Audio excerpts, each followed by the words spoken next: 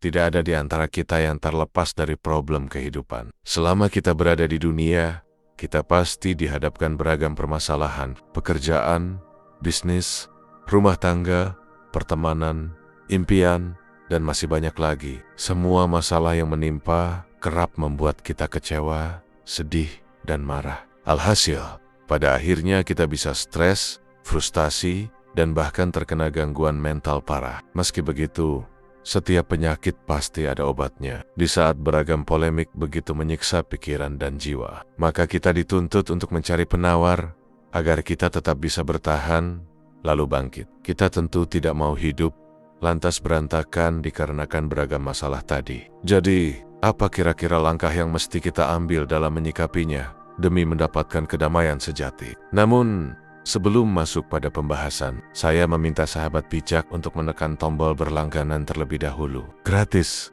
tidak dipungut biaya sama sekali, dan tentu sangat membantu perkembangan channel ini. Terima kasih. Pertama, mengatasi masalah dengan rasionalitas.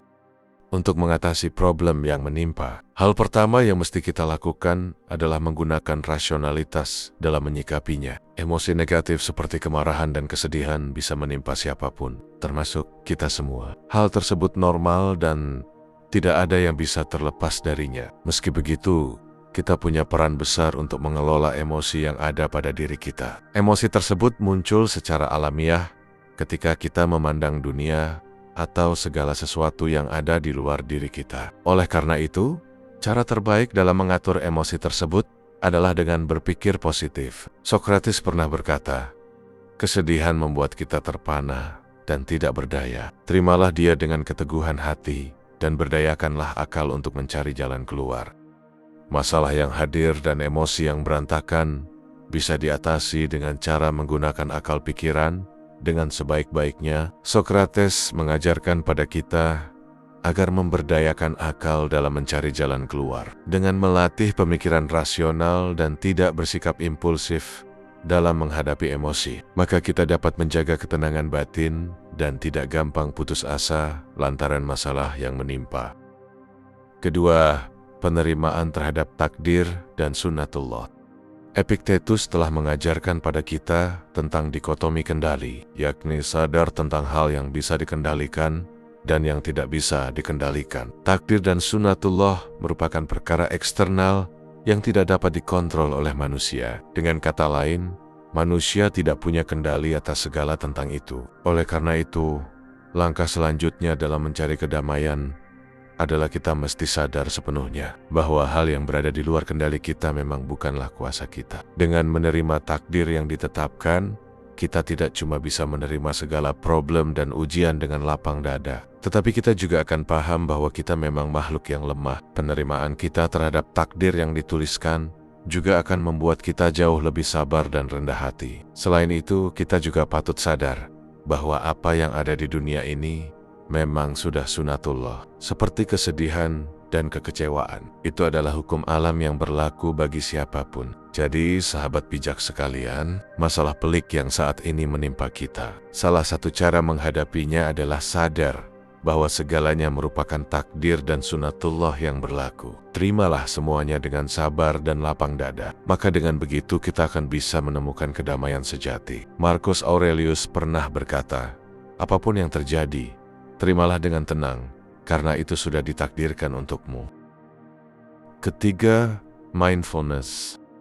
Banyak orang yang kehilangan ketenangan dan kedamaian karena mereka terjebak pada kekecewaan terhadap masa lalu dan kekhawatiran terhadap masa depan. Banyak orang yang sedih karena menyesali masa lalu dan cemas terhadap sesuatu yang akan terjadi besok hari. Padahal, stoikisme mengajarkan pada kita untuk fokus dan menikmati apa yang ada pada saat ini. Oleh karena itu, cara efektif dalam mengatasinya adalah dengan cara melatih kesadaran sepenuhnya apa yang ada pada saat ini. Langkahnya adalah latihan premeditatio malorum, atau membayangkan kemungkinan terburuk sehingga membantu kita dalam menghadapi rasa takut dan cemas berlebihan. Selanjutnya dengan cara refleksi harian, seperti yang diajarkan oleh Marcus Aurelius dengan meditations, sehingga membantu kita dalam mengevaluasi diri dan tumbuh menjadi pribadi yang jauh lebih tenang dan damai. Fokus apa yang ada sekarang, nikmati secara perlahan penuh kesadaran, dan hindari segala pengaruh negatif dari luar. Maka dengan begitu kita bisa menemukan kedamaian sejati. 4. Kesiapan terhadap perubahan. Kita hidup di zaman yang serba cepat. Bisa disaksikan sendiri bahwa kemajuan zaman begitu maju dengan sangat pesat. Contoh besar adalah adanya teknologi artificial intelligence. Jika kita tidak siap dalam menghadapi perubahan zaman yang begitu cepat, maka kita akan jatuh dalam masalah yang bisa mengusik ketenangan kita. Dulu, tukang ojek pangkalan ribut karena adanya kehadiran ojek online, pedagang di pasar ribut karena adanya marketplace atau bisnis online, atau banyak orang di luar sana yang pusing karena jatah pekerjaannya bakal direbut oleh teknologi artificial intelligence, dan masih banyak persoalan lainnya. Oleh karena itu, sahabat bijak, kita tidak cuma sekedar siap dalam menghadapi perubahan zaman, tetapi kita juga mesti pandai dalam beradaptasi. Ada banyak risiko dan konsekuensi yang bakal dihadapi. Jadi, kuatkan diri sebaik mungkin dalam menghadapinya, sehingga kita bisa mendapatkan kedamaian sejati. 5. Berbuat kebajikan. Salah satu seni dalam menemukan kedamaian sejati adalah dengan berbuat kebajikan. Stoik akan merasa senang saat bisa membuat orang lain senang. Ketika melihat orang lain senyum dan gembira, maka hati kita akan turut damai merasakannya. Jadi, kedamaian itu bisa diraih tatkala kita bisa berbuat sesuatu kepada orang lain. Ada banyak nilai kebajikan yang bisa dijunjung. Salah satunya adalah kedermawanan. Kita bisa bersedekah kepada yang membutuhkan, atau memberi hadiah pada orang terdekat. Begitu melihat mereka bahagia saat menerima sesuatu dari kita, akan ada kedamaian yang muncul di hati kita. Semakin banyak kebajikan yang kita buat, artinya semakin besar pula kedamaian yang kita rasakan. Membantu tanpa pamrih, berlaku adil dan bijaksana, serta ikhlas dalam memantapkan niat, maka dengan itu kedamaian sejati akan bisa kita dapatkan. 6. Bersikap realistis.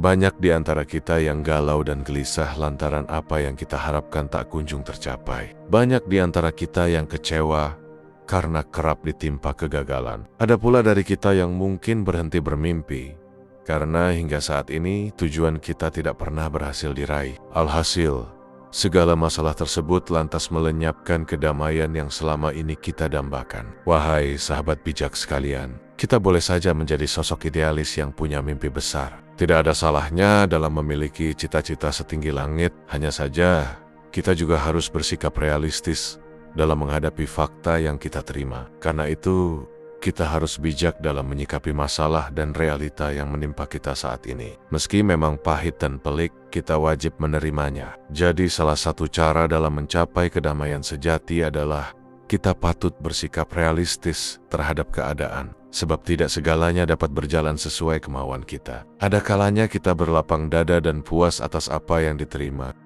7. Jujur terhadap diri sendiri.